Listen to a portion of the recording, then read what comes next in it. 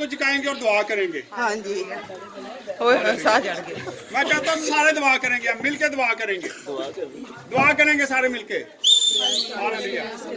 कदूस खुदा के स्वामी बाप है, उनके खालिक मालिक की हवा पापता एक बार फिर तेरे शुक्रगुजार का हमारी जिंदगी में बख्शा।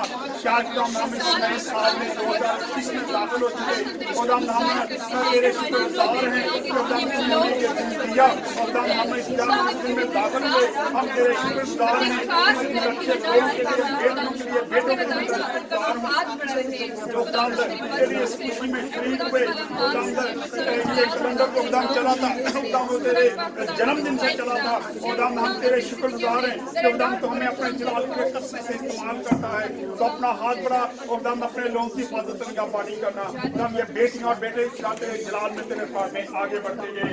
ये सब कुछ मांगते हैं यीशु मसीह का नाम लेकर आमीन। केक ले आके दो भी इन्होंने, हुण बाहर ही खा लो, अंदर आ जाओ।